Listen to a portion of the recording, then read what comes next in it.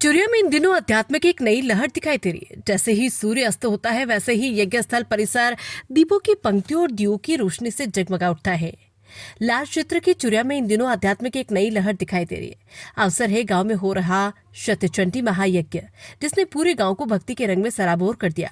इस महोत्सव का सबसे मुख्य आकर्षण प्रतिदिन होने वाली काशी परंपरा की गंगा आरती है, जिसने गांव की शाम को एक भव्य आध्यात्मिक उत्सव में बदल दिया। जैसे ही सूर्य अस्त होता है वैसे ही यज्ञ स्थल परिसर दीपों की पंक्तियों और दियों की रोशनी से जगमगा उठता है। शंखनाद की ध्वनि, घंटियों की गूंज और वैदिक मंत्रोच्चार के बीच जब लहराते धूप दीप के साथ आरती प्रारंभ होती है तो वहां उपस्थित हर श्रद्धालु स्वयं को साक्षात काशी के गंगा तट पर खड़ा महसूस करता है।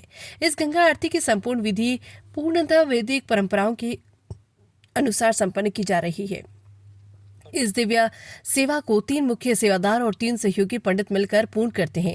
आरती की शुरुआत शुद्ध जल, पुष्प, अक्षत और दीपों से मां गंगा के आह्वान के साथ होती है। इसके बाद शंखनाद के साथ गंगा स्तुति का पाठ किया जाता है। आरती के दौरान उठती अग्निशिखाएं अज्ञान से ज्ञान की ओर, नकारात्मकता से सकारात्मकता की ओर बढ़ने का संदेश देती हैं।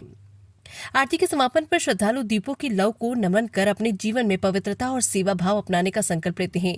नकारात्मकता का अंत और सकारात्मक ऊर्जा का संचार। यह आरती अब केवल एक धार्मिक अनुष्ठान मात्र नहीं रह गई, बल्कि ये पूरे गांव के लिए सकारात्मक ऊर्जा का एक बड़ा स्रोत बनी हुई है।